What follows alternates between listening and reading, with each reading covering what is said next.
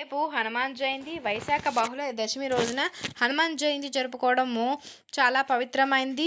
హనుమంతుడు లేకపోతే రామాయణం అనేది లేదు. ఈశ్వరాంశ రాయుదేవుని ఔరసపుత్రుడైనటువంటి హనుమంతులు వారు మహాబలులు, అర్జునుడికి ప్రియ సఖులు, శ్రీరామదాసులు ఎర్రని కన్నులు కలిగినటువంటి వానరుల అమితమైన విక్రముడు, సముద్రాన్ని దాటినటువంటి వాడు, లక్కలో బందీ అయిన సీతమ్మ శోకాన్ని హరించినటువంటి వాడు, ఔషధి సమేత ద్రోణాచార్యులను మోసుకువచ్చి యుద్ధంలో వివసుడైన లక్ష్మణుని ప్రాణాన్ని నిలిపినటువంటి వాడు, దేశకంఠుడైన రావణుని గర్వాన్ని అణిచినటువంటి వాడు హనుమంతుడు. అతి బలక్రమమైనటువంటి శ్రీరాముని సేవలో బతకటానికి అధిక ప్రాధాన్యత ఇచ్చారు. తన మనస్సును మందిరంగా చేసుకొని శ్రీరాముల వారిని ఆరాధించారు. హనుమంతులు చీల్చి చూపగా సీతారాముల వారు దర్శనమిచ్చారు. హనుమాన్ జయంతి రోజున భక్తి శ్రద్ధలతో ఆంజనేయ స్వామి వారిని పూజించాలి. కలోకపి వినాయకు అంటే వినాయకుడు హనుమంతుడు కలియుగంలో త్వరగా ప్రత్యక్షమయ్యే దేవతలను అర్థం. ఎక్కడ రామనామం వినిపిస్తుందో అక్కడ తప్పక హనుమంతుల వారు ఉంటారన్న భక్తుల నమ్మకం. భూత ప్రేత పిశాచాల సైతం హనుమంతుని పేరు చెబితేనే భయపడి పారిపోతాయి కదా. ఆ రోగాలు మటుమాయమైపోతాయి. శని ప్రభావం వల్ల కలిగే బాధలు కూడా తొలగిపోతాయి. మంచి బుద్ధి కలుగుతుంది, కీర్తి లభిస్తుంది, ధైర్యం వస్తుంది. అయితే ఈ హనుమాన్ జయంతి రోజున ఒక 2 వస్తువులను కొని ఇంటికి తెచ్చుకోండి చాలు. ఆంజనేయ స్వామి వారి అనుగ్రహం కలుగుతుంది, కష్టాలన్నీ తొలగిపోతాయండి. 7 తరాలకు తరగని డబ్బు వచ్చి పడుతుంది, ఎన్నటికీ తరగని ఐశ్వర్యం లభిస్తుంది. హనుమాన్ జయంతి ఎంతో శక్తివంతమైనటువంటి రోజు, హనుమంతుల వారు పుట్టినరోజు కాబట్టి ఈరోజు 2 వస్తువులు కొని తెచ్చుకున్నట్లయితే ఇంటిలో లక్ష్మీదేవి తిష్ట వేసి కూర్చుంటుందండి. కావాల్సిన డబ్బు వస్తుందని శాస్త్రాలు చెబుతున్నాయి. అందువలన హనుమాన్ జయంతి రోజున తప్పక 2 వస్తువులను ఇంటికి తెచ్చుకోండి. అలా తెచ్చుకోవడం వలన అద్భుతమైనటువంటి ఫలితాలు అనేవి కలుగుతాయి. మరి ఇంతకీ హనుమాన్ జయంతి రోజున మనం ఏ 2 వస్తువులు ఇంటికి తెచ్చుకోవాలి అనే విషయాన్ని మనం ఈ వీడియోలో క్లియర్గా తెలుసుకుందాం. హనుమాన్ జయంతి రోజున ప్రత్యేకంగా 2 వస్తువులు కొని తెచ్చుకుంటే ఆంజనేయ స్వామి వారి అనుగ్రహం అనేది కలిగి 7 తరాలకు తరగానే ఐశ్వర్యం అనేది లభిస్తుందని శాస్త్రాలు చెప్తున్నాయి. మరి ఆ వస్తువులలో మొదటి వస్తువు లవంగాలండి. అవును, హనుమాన్ జయంతి రోజున ఏ సమయంలో అయినా సరే కొన్ని లవంగాలను కొని తెచ్చుకోండి. ఇంటికి చాలా మంచి జరుగుతుంది. విడిగా లవంగాలను కొని తెచ్చుకోవచ్చు, లేక లవంగాల ప్యాకెట్ను కానీ సరే కొని తెచ్చుకోవచ్చండి. లవంగాలంటే ఆంజనేయ స్వామి వారికి చాలా ఇష్టం. లవంగాలతో దుష్ట శక్తులను నెగిటివ్ ఎనర్జీని తొలగించే శక్తి ఉంది కాబట్టి హనుమాన్ జయంతి రోజున ఖచ్చితంగా లవంగాలు కొని ఇంటికి తెచ్చుకోండి. ఆల్రెడీ మీ ఇంట్లో లవంగాలు ఉన్నా పర్వాలేదు, చిన్న ప్యాకెట్ను అయినా సరే కొని తెచ్చుకోండి. ఒక 20 రూపీస్ పెడితే చిన్న లవంగాల ప్యాకెట్ వస్తుంది కదా, ఆ లవంగాల ప్యాకెట్ని తెచ్చుకోండి. లేదా విడిగా 10 రూపాయల లవంగాలు ఏదైనా తెచ్చుకోవచ్చు. ఇలా హనుమాన్ జయంతి రోజున లవంగాలు కొని ఇంటికి తెచ్చుకున్నట్లయితే మిసుడు తిరిగిపోతుంది, అదృష్టం మిమ్మల్ని వరిస్తుంది, లక్ష్మీదేవి అనుగ్రహం కలుగుతుంది. ఇలా కొని తెచ్చుకున్న లవంగాలతో పరిహారాలన్నీ చేసుకోవచ్చు, లేదా వంటల్లో అయినా సరే వాడుకోవచ్చు. ఎలా వాడుకున్నా సరే మీకు మంచి జరుగుతుందండి. ఇక 2వ వస్తువు ఏంటంటే పంచదార. హనుమాన్ జయంతి రోజున పంచదారను కొని ఎవరైతే ఇంటికి వస్తారో వారి ఇంట్లో ఖచ్చితంగా లక్ష్మీదేవి అడుగు పెడుతుంది. ఈరోజు పంచదారను కొని తెచ్చి దానిని ఆంజనేయ స్వామి వారి పటం ముందు కనుక పెట్టి కొంచెం పంచదారను ప్రసాదంగా స్వీకరించి నోట్లో వేసుకోండి. మిగిలిన పంచదారను ఒక డబ్బాలో వేసుకుని ఉంచి నైవేద్యం తయారీకి యూజ్ చేయొచ్చు. ఇలా ఈరోజు ఈ పంచదార తెచ్చుకుంటే జీవితం మధురంగా మారుతుంది. తీపి కబుర్లు వింటూ ఉంటారు. ఈరోజు ఒక 1/2 కిలో పంచదార లేక 1/2 కిలో పంచదారను తెచ్చి పూజ గదిలో ఆంజనేయ స్వామి వారి పటం ముందు పెట్టుకోండి. తర్వాత కొంచెం పంచదారని నోట్లో వేసుకుని ఒక డబ్బాలో ఈ పంచదారను వేసుకుని పూజ గదిలో పెట్టుకోండి. ఈ పంచదారని ఇంటిలో టీలకు, కాఫీలకు యూజ్ చేయొద్దు. కేవలం నైవేద్యాల తయారీకి మాత్రమే యూజ్ చేయండి. ఇలా ఈరోజు పంచదారను కొని తెచ్చుకోవడం వలన మీ జీవితం కూడా పంచదారలాగా మధురంగా మారిపోతుందండి. అన్ని శుభవార్తలు వింటారు, తీపి కబుర్లు వింటారు. కొందరు పంచదారను తినరు, కేవలం బెల్లం తింటారు. అలాంటి వారు ఈరోజు బెల్లం కూడా తెచ్చుకునే బెల్లాన్ని ఆంజనేయ స్వామి వారి పటం ముందు పెట్టి చిన్న బెల్లం ఒకను ప్రసాదంగా స్వీకరించి తినండి. మిగిలిన బెల్లం ఒక డబ్బాలో పెట్టుంచుకోండి. నైవేద్యం తయారీకి బెల్లాన్ని ఉంచండి. హనుమాన్ జయంతి రోజు పంచదార లేక బెల్లాన్ని కొని ఇంటికి తెచ్చుకున్నట్లయితే జీవితం ఎంతో ఆనందంగా మారుతుంది. కష్టాలన్నీ రావు, సమస్యలు దరిచేరవు, లక్ష్మీ కటాక్షం కలుగుతుంది. కాబట్టి మీరు కూడా హనుమాన్ జయంతి రోజున లవంగాలు, పంచదారను కానీ, లవంగాలు మరియు బెల్లాన్ని కానీ కొన్ని ఇంటికి తెచ్చుకోండి. ఈ విధంగా తెచ్చుకుంటే ఖచ్చితంగా తరతరాలకు తరగని ఐశ్వర్యం లభిస్తుంది. తిండికి బట్టకు లోటు లేకుండా ఆనందంగా ఉండగలుగుతారు. ఆంజనేయ స్వామి వారి అనుగ్రహం కలుగుతుంది. మీకు అన్ని శుభాలు జరుగుతాయి. హనుమాన్ జయంతి రోజున తమలపాకును కానీ, తులసి ఆకులను కానీ తింటే చాలండి, గంటలో మీ ఇంట్లో దరిద్రం అంతా కూడా తొలగిపోతుంది. ఏం లేదు, ఈరోజు ఒక తమలపాకును కానీ లేక తులసి ఆకులను కానీ ఆంజనేయ స్వామి వారి ఫోటో దగ్గర పెట్టి పూజ చేసుకోండి. పూజ అంతా పూర్తయిన తర్వాత ఈ ఆకును తీసి దానిలో తేనెని కానీ, బెల్లాన్ని కానీ, ఏం లేకపోతే పంచదారను కానీ వేసుకుని తినేసేయండి. హనుమాన్ జయంతి రోజున ఈ విధంగా తమలపాకును కానీ, తులసి ఆకులను కానీ తింటే ఒక గంటలో మీ ఒంటిలో ఉన్నటువంటి దరిద్రం మొత్తం కూడా తొలగిపోతుంది. జాతక దోషాలు తొలగిపోతాయి. జాతకం అద్భుతంగా ఉంటుంది. మీకు తమలపాకు దొరికితే ముందు తమలపాకును తీసుకొని తినండి. తమలపాకును మీకు అందుబాటులో లేకపోతే తులసి ఆకులను తినండి. ఇలా చేస్తే ఆంజనేయ స్వామి వారి అనుగ్రహం లభిస్తుంది. మీ శరీరానికి నూతన శక్తి లభిస్తుంది. ఎందుకంటే తమలపాకులు అన్న, తులసి ఆకులు అన్న హనుమంతుల వారికి ఎంతో ఇష్టం. కాబట్టి మీరు కూడా హనుమాన్ జయంతి రోజున ఈ ఆకులను స్వామివారి ఫోటో దగ్గర పెట్టి తినండి. సకల శుభాలను పొంది సంతోషంగా జీవించండి. హనుమాన్ జయంతి అంటే హనుమంతుని వారికి చాలా ఇష్టమైన రోజు. ఆంజనేయ స్వామి వారు పుట్టినటువంటి ఈ రోజున ఆడవారు ఉదయాన్నే నిద్రలేచి శుచిగా స్నానం చేసి ఎరుపు లేక ఆరెంజ్ లేక పింక్ కలర్లో ఉండే చీర కట్టుకుంటే మంచిదండి. చీర అని కాదండి, డ్రెస్సెస్ యూస్ చేసేవారు కూడా రెడ్, ఆరెంజ్, పింక్ ఈ కలర్స్లో ఉండేటువంటి వాటిని యూస్ చేస్తే చాలా మంచిది. ఆడవారు అనేవారే కాదు, పిల్లలు, పెద్దలు అందరూ కూడా ఈరోజు రెడ్, ఆరెంజ్, పింక్ కలర్లో ఉండేటువంటి దుస్తులు ధరించడం వలన ఆంజనేయ స్వామి వారి అనుగ్రహం అనేది కలుగుతుంది. సకల ఐశ్వర్యాలు సిద్ధిస్తాయి. లెక్కలేనంత ఐశ్వర్యం లభిస్తుంది. పట్టిందల్లా బంగారంగా మారుతుంది. అలానే ఈరోజు ఎట్టి పరిస్థితుల్లో కూడా నల్లని రంగులో ఉండేటువంటి డ్రెస్సెస్ని యూస్ చేయకూడదు. ఈరోజు నల్లని రంగు దుస్తులు ధరించినట్లయితే దుష్ట శక్తులు పట్టి పీడిస్తాయి. కాబట్టి ఎట్టి పరిస్థితుల్లోనూ నల్లని రంగు దుస్తులు ధరించకండి. చక్కగా ఉదయాన్నే స్నానం చేసి 2 లేదా ఆరెంజ్ లేదా పింక్ కలర్లో ఉండే దుస్తులను యూస్ చేయండి. తర్వాత ఇంట్లో హనుమంతుడిని పూజించండి లేక గుడికి వెళ్ళండి. ఇలా హనుమాన్ జయంతి రోజున ఈ రంగు దుస్తులు ధరిస్తే మీకు అన్ని శుభాలే జరుగుతాయి. హనుమాన్ జయంతి రోజున జిల్లేడు ఒత్తులు, నువ్వుల నూనెతో ఆంజనేయ స్వామి వారికి దీపాన్ని వెలిగిస్తే అష్టైశ్వర్యాలు చేకూరుతాయి.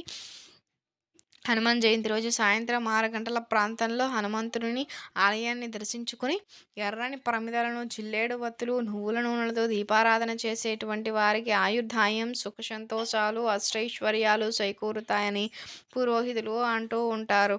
ఇంకా హనుమాన్ జయంతి రోజు హనుమంతుని ఆలయాలలో ఆకు పూజ, హనుమాన్ కళ్యాణం జరిపే వారికి ఈతి బాధలు తొలగిపోతాయని విశ్వాసం. ఈరోజు గుడికి వెళ్ళాలి, గుడికి వెళ్ళలేని వారు కనీసం ఇంటి దగ్గరైనా సరే పూజ చేసుకోవాలండి. గృహంలో పూజ చేసుకునేవారు పూజా మందిరం శుభ్రం చేసుకుని పసుపు, కుంకుమలను, పుష్పాలతో అలంకరించుకోవాలండి. ఎర్రని అక్షింతలు, ఎర్రని పువ్వులను పూజకు సిద్ధం చేసుకోవాలి. పూజకు పంచముఖ ఆంజనేయ స్వామి వారి ప్రతిమను లేక ఫోటోని, ఎర్రని సింధూరాన్ని, ఎర్రని పువ్వులతో అలంకరించుకోవాలి. నైవేద్యానికి అప్పాలు, అరటిపళ్ళు సమర్పించుకోవచ్చు. ఈరోజు హనుమాన్ చాలీసా, ఆంజనేయ సహస్రనామం, హనుమన్ చరిత్ర వంటి స్తోత్రాలతో మారుతిని స్తుతించుకోవచ్చు. లేక ఓం ఆంజనేయాయ నమః అనేటువంటి మంత్రాన్ని 108 సార్లు జపించి 5 జిల్లేడు ఒత్తులను నువ్వుల నూనెతో తడిపిన పంచహారతిని స్వామివారికి అర్చించాలండి. పూజ పూర్తయిన తర్వాత ప్రసాదాన్ని స్వీకరించాలి. కుదిరిన వారు గుడికి వెళ్ళాలి లేక ఇంటి దగ్గరైనా సరే పూజ చేసుకోవచ్చు. లేక పూజ చేసుకుని గుడికి వెళితే ఇంకా చాలా మంచిదండి. ఈ రోజున హనుమాన్ ధ్యాన శ్లోకాన్ని లేక హనుమాన్ చాలీసా పుస్తకాన్ని దానం చేసేటువంటి వారికి సకల శుభాలు కలుగుతాయని నమ్మకం. హనుమాన్ జయంతి రోజున వాయుపుత్రుడైనటువంటి హనుమంతునికి ఆకుపూజ చేసుకోవటం వలన సర్వత్రా జయం కలుగుతుంది. ఆ రోజు ఆలయాలలో లభించే సింధూరం నుదుటిని ధరించుకోవడం, ప్రసాదంగా స్వీకరించడం వల్ల ఆయురారోగ్యాలు కలుగుతాయి. ఆంజనేయ మహత్యంలో ఉన్నటువంటి ఒక పవిత్ర కథను మనం విందాం. శ్రీరామచంద్రుని పరిపాలన దక్షిణ భాగంలో ధర్మారణ్యం అంటే రాక్షసుల చేత వంశం చేయబడినటువంటి గ్రామాలను పునర్నిర్మించి నివాసయోగ్యం చేయించారండి. ఆ గ్రామాలకు దాన్ని ప్రధాన కేంద్రంగా చేస్తారు. అక్కడ వేద వైద్యులు, సత్కర్మలు ఆచరించే పండితులు, జ్ఞాననిష్ఠులు అనేక మంది ఉండేటువంటి వారు రావణుడి దానికి ధర్మకర్తగా ఆంజనేయ స్వామి వారిని నియమిస్తారు. శ్రీరాముల తరపున హనుమంతుల వారిని చక్కగా కాపాడుతూ ఉండేవారు. ప్రజలందరికీ కూడా మంచి రక్షణ కలిగించే వారు. కలి ప్రవేశించే వరకు కూడా అక్కడ ఎలాంటి ఉపద్రవాలు లేవు. గొప్ప ధర్మ వ్యవస్థను ఏర్పాటు చేసుకొని దానిని దినదినాభివృద్ధికి కృషి చేశారు. కలికాలం ప్రవేశించగానే దాని పరిపాలనాన్ని ఆంజనేయ స్వామి వారు అక్కడి వరకే వదిలి గంధమాదన పర్వతం చేరి శ్రీరాముని పైన ధ్యానం చేస్తూ గడుపుతూ ఉండేవారు.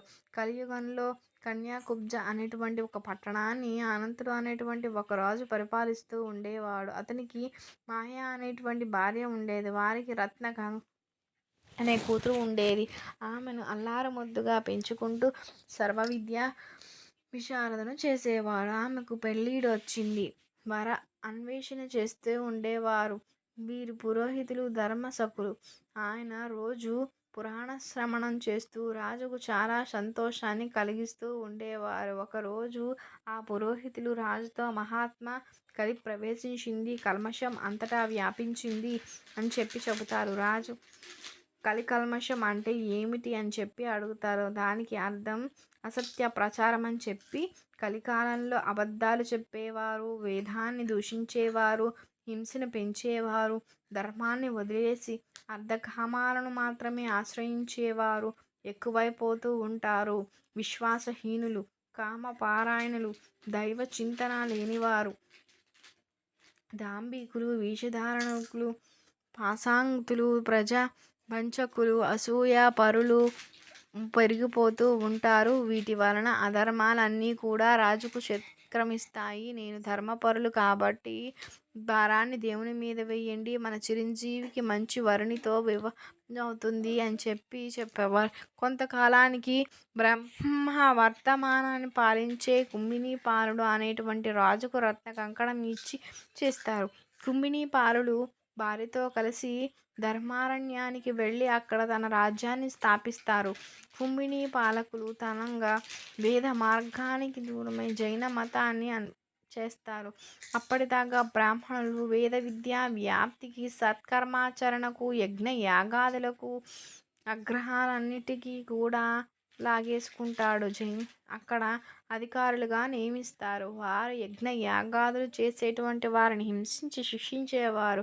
జైనుల వేధింపు విపరీతమై వారికి ఏమీ తోచలేదు. దుష్టులకు రాజ్యబలం తోడయింది. భరించలేక అందరూ కన్యాకుబ్జరాజు అయినటువంటి స్నేహితుడు రాజు దగ్గరకు తన గోడు విన్నవించుకునేందుకు వెళ్ళాడు. తాను అతి ప్రాచీన కాలం నుంచి ఉన్నానని, త్రేతాయుగంలో శ్రీరాముడు మహోదరంతో పాటు మరికొన్ని అగ్రహారాలు తమకు ఇచ్చారని, తమ అల్లుడు కుంభిపాలుడు దుర్మార్గంగా వాటిని లాగేసుకొని హింసిస్తూ ఉన్నారని, దేవతారాధన, యజ్ఞ యాగాదులను నిషేధించారని, పూర్వ జీవితం కొనసాగించడానికి దుర్భరంగా ఉంది అని చెప్పి మళ్ళీ తమ దైవకార్య నిర్వహణకు, తన వృత్తులను కొనసాగించుకోవడానికి వెంటనే చర్య తీసుకోవాలని విన్నవించుకుంటారు. రాజు వారంతా చెప్పింది సావధానంగా అనిపించలేదు. అల్లుడు కుంభిపాలుడికి కబురు చేసి లాక్కున్న భూములన్నింటినీ కూడా బ్రాహ్మణులకు ఇచ్చి వేద విద్యకు ఆటంకం కలిగించవద్దని హితవు చెప్పి రాజపత్రం ఇచ్చి వారిని పంపించేస్తారు. వారందరూ కూడా కుంభినీపాలుడికి రాజపత్రాన్ని ఇస్తారు. ఇది అల్లుడికి కోపం తెప్పించింది. దాంతో ఆయనకు, నీకు ఏ రాముడు ఇచ్చాడో ఏ రాముడిని రమ్మనండి, ఆయనతో పాటు తోక వాడిని కూడా తీసుకొని రండి, అప్పుడు ఆయన చెప్పింది విని తగినట్లుగా చేస్తాము అని చెప్పి భీష్మించు కూర్చుంటారు. పాపం అంతమంది రాజుకు ఎదురు తిరగలేక జైన మతాన్ని తీసుకుని రాజుకు లోబడి జీవిస్తూ ఉండేవారు. మిగిలిన వారు తమను రక్షించగలిగేది వాయుసుతుడైనటువంటి హనుమంతుల వారు ఒక్కరేనని గ్రహించి శరణు కోరుతూ ధ్యానించసాగుతారు. భర్త సులభుడైనటువంటి మారుతి వెంటనే ప్రత్యక్షమై వారికి ఆనందాన్ని కలిగిస్తారండి. వారు హనుమంతుల వారిని పూజిస్తారు. తమ బాధలకు వల్లబోసుకుంటారు. వారిని రక్షించాలన్న ఉద్దేశంతో మనసు కరిగి తన ఎడమ బాహువు నుంచి ఒక వెంట్రుకను, కుడి చేతి నుంచి ఇంకొక రోమాన్ని తీసి ఒక బూర్పర పత్రంతో భద్రంగా ఉంచి దాన్ని బ్రాహ్మణులకు ఇచ్చి రాజు దగ్గరకు వెళ్ళి తమ భూములను ఇవ్వమని అడగమని చెప్పి పంపించేస్తారు. ఇవ్వకుండా తిరస్కారం చూపిస్తే ఒక రోమాన్ని సింహద్వారం మీద ఉంచండి. అప్పుడు భయంకరమైనటువంటి అగ్ని జ్వాలలు ఏర్పడి రాజసౌధాన్ని పట్టణాన్ని కాల్చివేస్తాయి. మీ గ్రామాలన్నీ మీకు ఇచ్చేసి రక్షించమని రాజు ప్రార్థిస్తే కుడి చేతి రోమాన్ని విసరండి. అప్పుడు అంతా కూడా యథాస్థితిలోనికి వస్తుంది అని చెప్పి పంపించేస్తారు హనుమంతుల వారు. అప్పుడు 3 రోజులు ఉండమని ఆకులు దప్పులతో బాధపడుతూ ఉన్నారు కాబట్టి దానిచ్చే ఫలాలను ఆరగించమని చెప్పి అదృశ్యమైపోతారు హనుమ. బ్రాహ్మణులు హనుమంతుని పూజ చేసి ప్రసాదం తీసుకుని స్వస్థత చెందుతారండి. మారుతి వారి కోసం విశ్రాంతి గృహాన్ని నిర్మిస్తారు. 3 రోజులు అందులో ఉండి 4వ రోజున వారి అగ్రహారాలకు శిలాగ్రం చేరుకుంటారు. మరునాడు వారంతా కూడా రాజు దగ్గరికి వెళ్ళి హనుమంత్ చెప్పినట్లుగా అడుగుతారు. రాజు దాన్ని మన్నించకుండా అవమానిస్తారు. దానితో బ్రాహ్మణులందరూ కూడా హనుమ ఎడమ చేతి వెంట్రుకను ద్వారం మీద ఉంచుతారు. పట్టణం అంతా కూడా అంతుకొని భస్మీభూతమైపోతుంది. ఆర్తనాదాలు పట్టణం అంతా కూడా వ్యాపిస్తాయి. జైనులందరూ కూడా పారిపోతారు. బ్రాహ్మణుల భావాన్ని గమనించి రాజు భయపడతాడు. అగ్రహారాల వారికి ఇచ్చి చేస్తాడు. అప్పుడు బ్రాహ్మణుడు కుడి చేతి రోమాన్ని విసిరివేస్తాడు. దాంతో పట్టణం మామూలు అవుతుంది. రాజు కూడా బుద్ధి తెచ్చుకుని శ్రీరాముని భక్తునిగా మారి వేదాంతసారంగా ప్రవర్తించేవాడు. ధర్మ సంస్థాపకులై విష్ణుధ్యాన రతుడై ప్రజలను కన్న బిడ్డల్లాగా పరిపాలించేవాడు. ధర్మారణ్యాన్ని నిజమైన ధర్మారణ్యంగా పాలిస్తాడు.